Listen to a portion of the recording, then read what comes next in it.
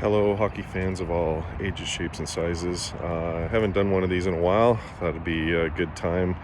The Canadian series, Oilers and Canucks, is heating up 2-2. That one's going to be a blast. I said the Canucks in 6. My friends in BC who are from Alberta are furious with me. They all love the Oilers, of course, or the Flames. Yeah, I gave my son a Canucks jersey that came from my dad, actually, so that'd be kind of cool. They've never won the Cup before, so I think that'd be kind of neat for their organization. I wanted to say that some interesting stuff coming out of the Leafs. Obviously, my gut instinct was that Shanny would fall on the sword, but it was Sheldon Keefe that fell on the sword. I thought that Sheldon Keefe coached fairly well. He was line matching. I think it's more of a roster issue at this point. I've commented before about the embarrassment of riches on the Leafs. Like, they've got 4 to 5 guys paid close to $10 million. Like, I think Morgan Riley's about 7.5, but all these other guys are paid $10 million, and Austin and Willie Nylander locked in for even higher than that. So I'm wondering what's going to happen to John Tavares or Mitch Marner in the offseason. I know Marner's kind of the whipping boy like Justin Hall was. I'd rather not see him. I guess if... in disclosure, I'm a Sharks fan number 1 and a Leafs fan number 2. So I want both of those teams to win. And obviously, if they're facing off against each other, then I'd be really torn. I don't think that'll be happening anytime soon for the Sharks anyway. So their rebuild's kind of almost complete, I would say.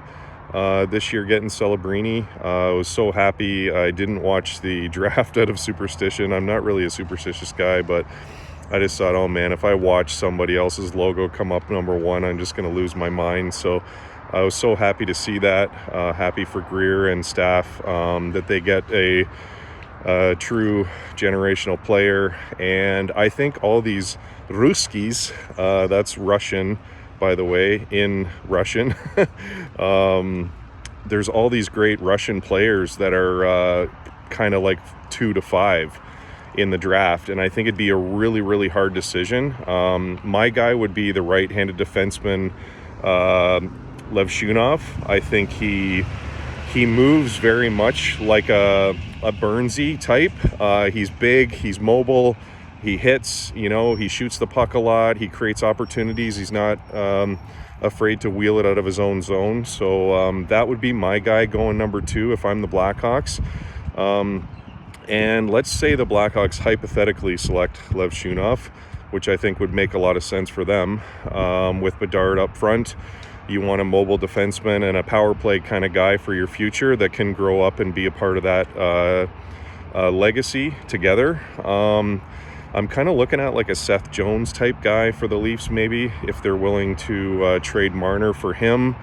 I don't think, here's why I don't think the Leafs are going to win the Marner trade, because it's very, very clear now that they've made Austin and Willie their priority. I was advocating for, obviously, to trade Karlsson to the Leafs, because I love Karlsson as a player. I think he would have been amazing on the Leafs team in the playoffs if they had have pulled the trigger. But Willie was a standout too in the games that he played. So Toronto probably made the right choice. I was hoping that potentially Willie could come to San Jose. Now, obviously, selfishly, I don't think the Sharks can get Matthews or Willie now.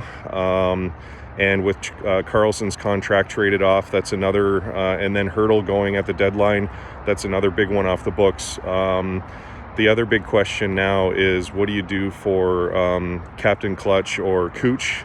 What do you do for his legacy? And do you trade him potentially to Toronto, Selfishly, I'd love to see him win a cup in Toronto. I think he's a London boy. Mario Ferraro is a Toronto boy. I think Scarborough or something like that. So I think if this is a kind of one that came to me because I love John Tavares as a person. I think he's still got a little bit of juice left. I just think that the Leafs, in the situation that they're in, they can't have this much embarrassment of riches at the top. They have to spread around their salary cap to other kind of glue guys. The third line is the most important line, as I've said a million times before. And, your middle six, your bottom six, your muckers and grinders, I think, I was really impressed with Revo. Obviously, I hated him as a player when he was on Vegas against the Sharks because he was an absolute menace out there. But, these people are humans, and I was glad to see him get his wheels up and, just practice really hard, not take it personal. I was really disappointed to see Keefe. I guess he didn't really like Noah Gregor. I'm a huge Noah Gregor fan. Greggy, as Mario calls him.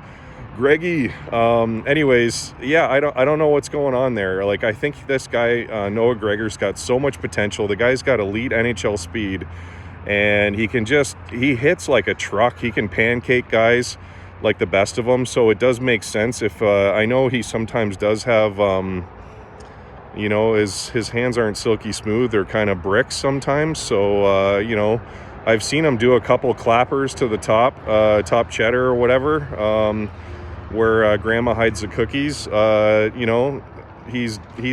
He can score. So, I mean, I don't think he's getting enough of an opportunity. So maybe the next coach will see the potential in a Noah Gregor, and he'll get a chance at moving up the lineup, especially if they don't re-sign Burt. So, I don't know. I think Domi's an absolute must. I think I said in another one, I'd give him like 5.6 mil, a little bit more than Bertuzzi on like a 4-year deal. Actually 5-year deal, 28 mil. I'd lock up Max Domi because I think it's clear to me that the Leafs are seriously pondering moving off some of their top salaries, which I just believe they have to.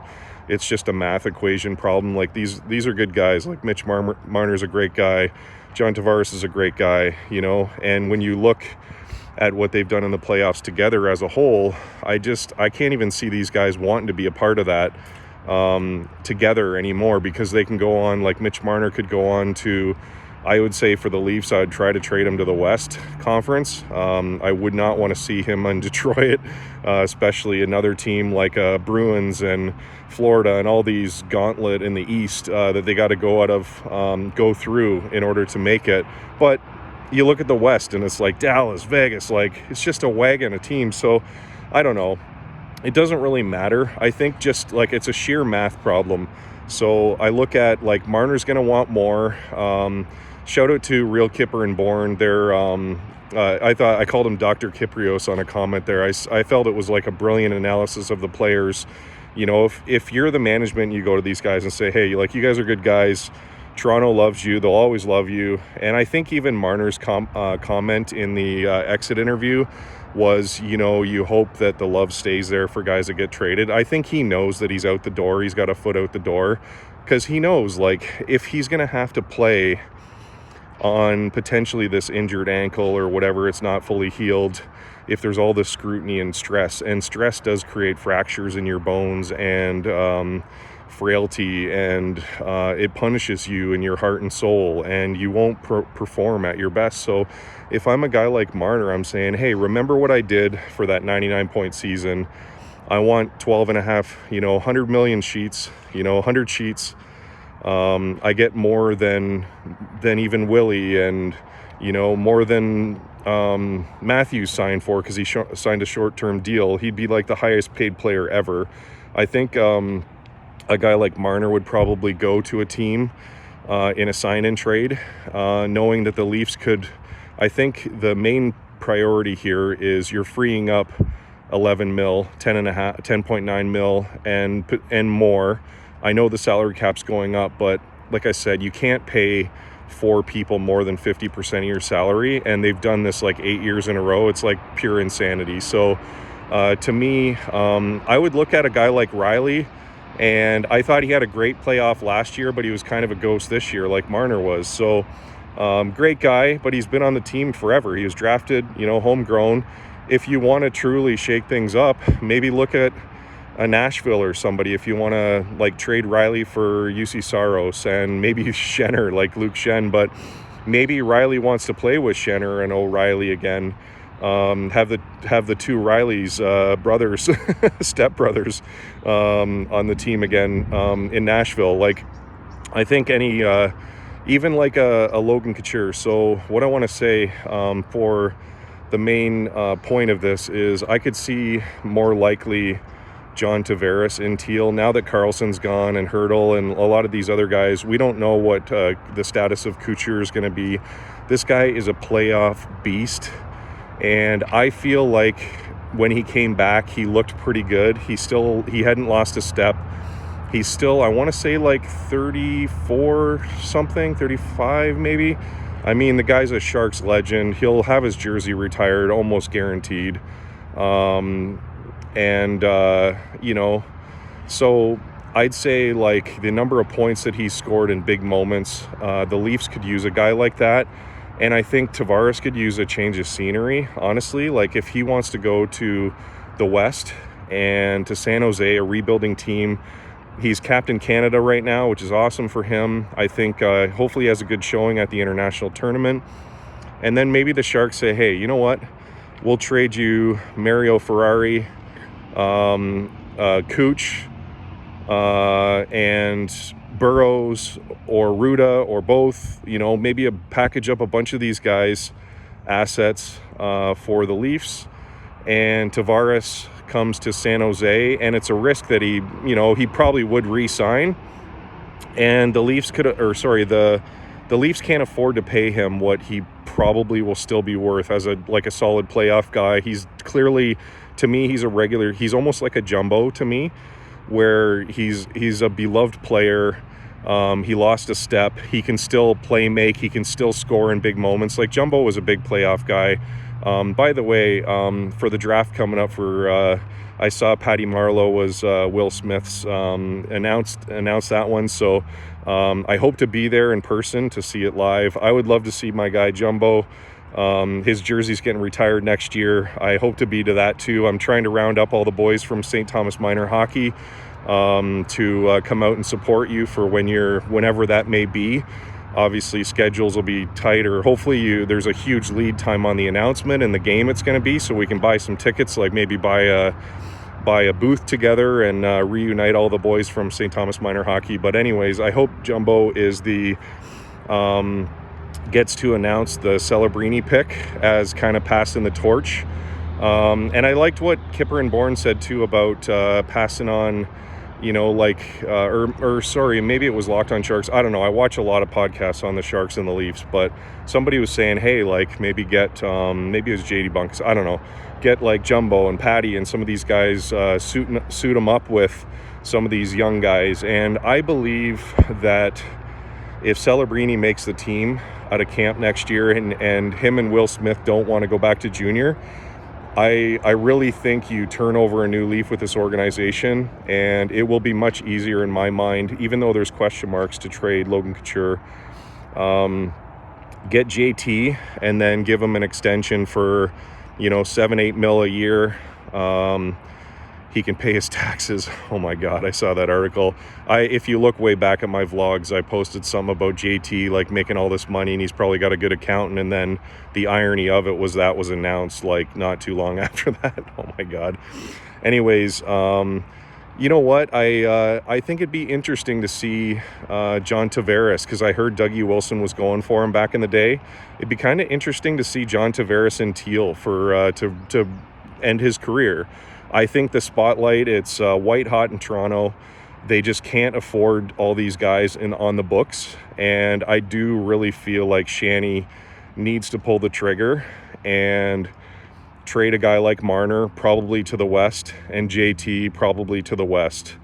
You always want to trade outside of your conference if you can. And then I had one random thought. I wonder if they'd have like a Canadian conference someday. So like maybe Toronto would go up against like Winnipeg and Montreal and like, and all this in the playoffs, like maybe a Canadian division. I don't know. Maybe that's stupid, but let me know with your comments on that one on a Canadian division if you listen this long. But yeah, so that's kind of my bucket list is I hope to be at the draft in Vegas in June 28, 29.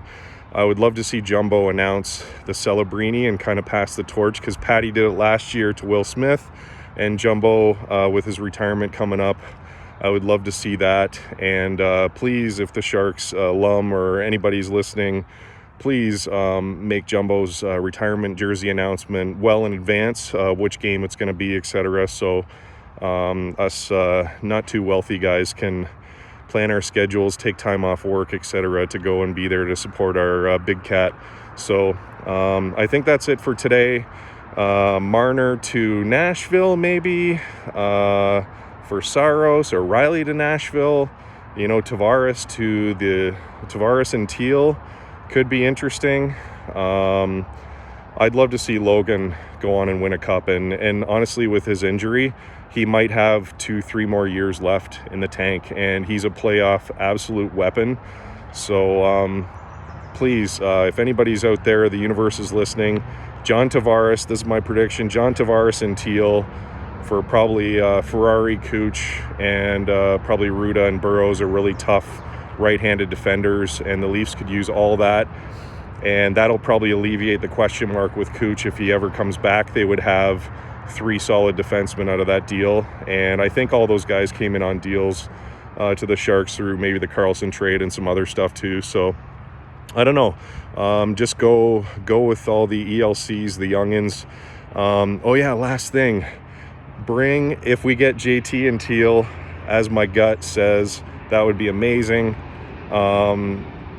Maybe bring on Stammer. Like, I love that guy. Obviously, it was brutal watching him win the Cups over the Leafs and burying the Leafs on their way to the Stanley Cup. But I feel like Tampa Bay, if they're not willing to, and you know what, he could probably just sign for $6-7 million in Tampa and just play out his career. I wouldn't blame him for doing that either. Just saying, hey, but I think San Jose is such a stark contrast from like the East, and a guy like that, I could see, hey, you know what, I could go and like John Tavares and Stammer together, like put a couple of those guys on Celebrini's wing or whatever, like on the power play, mentor these young kids with ELCs. The Sharks clearly have cap space to the moon right now for a long time.